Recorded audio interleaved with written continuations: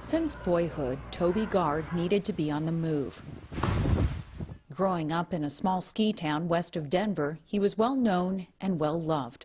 He seemed to have a really bright future ahead of him, and, started his freshman year knowing somebody in every class and every group, and could have been in any group he wanted to. But in the second semester of sophomore year, the coronavirus pandemic struck. Toby's high school closed, sports were canceled. He had had suicidal thoughts before. Had it not gone into lockdown, he would still be here because he would have gone into lacrosse practice. He would have been getting the exercise. He would have been getting the connection with the team. He would have been getting those needs met and not dwelling on the negative. Last April, Heather Gard lost her firstborn son to suicide. He said, "Mom, I just don't know what to do." It's the last thing he said to me. I went and got in the bath, came out to see if he wanted to get in, and found him. He was already gone. Called 911, started CPR, but he was gone.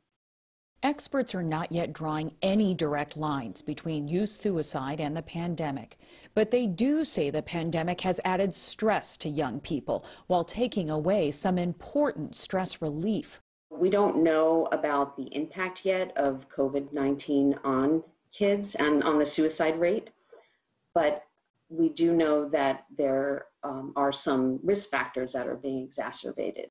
Lisa Horowitz is a clinical psychologist at the National Institute of Mental Health and has studied suicide for decades. Forced isolation and kids not being in school and being cut off from their social contacts, that really makes it even harder to when you're struggling with any kind of mental health issues.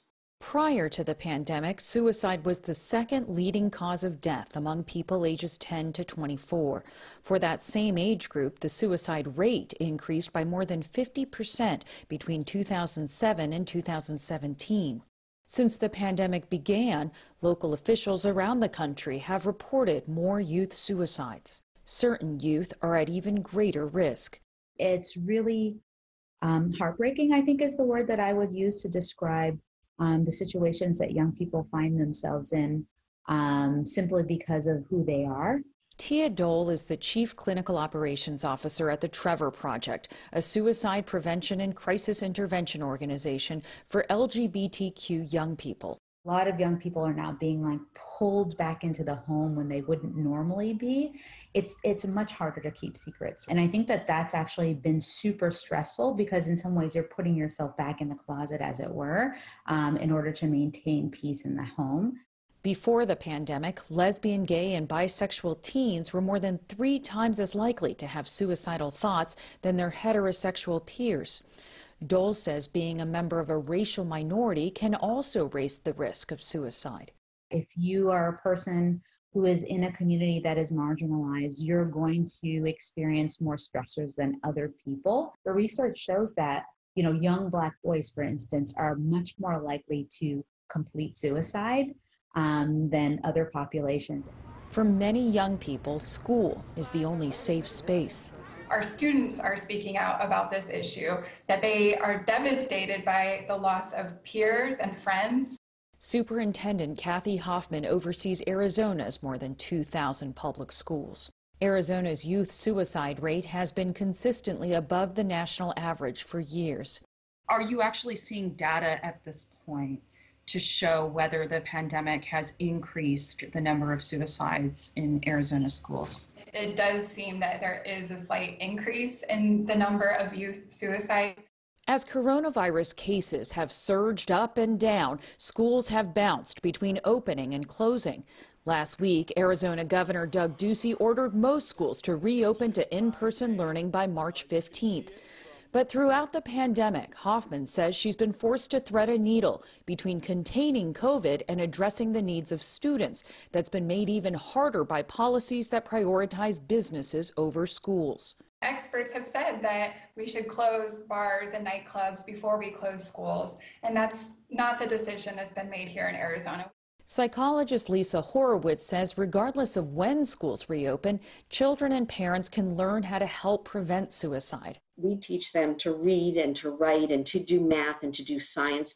But when do we teach them what to do when you can't bear a disappointment or you feel so alone and isolated that you can't stand it anymore?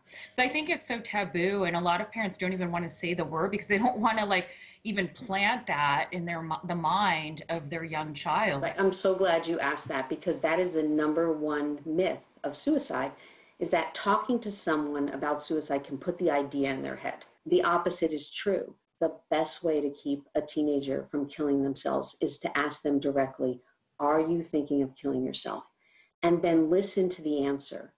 And this part is really important. It's important to listen because sometimes the answer is scary. And so you listen to what they say, and then you do your version of, we're going to get through this together. I'm going to get you help. I want you to be prepared. Horowitz says to make sure kids know suicide is never an option. It's something even parents need to remind themselves of as the pandemic drags on. We have to pay very close attention to our kids now, whether or not they're in school or online. Because they're struggling. And not only that, but their parents are struggling. And this might even be more important because the mental health of parents really affects kids. Back in Colorado, Heather Gard grieves. It's tough. Losing a child is the hardest thing that's ever going to happen to a person. I am here because my son took his own life in April. She is trying to turn pain into purpose. I'm here. You need to talk. I'm here. Raising awareness about suicide and the collateral damage caused by a pandemic stretching into a second year.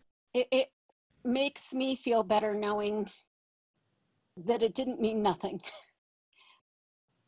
That he will touch others and his memory will live on. Until pandemic restrictions on gatherings are over, a memorial service for Toby is on hold.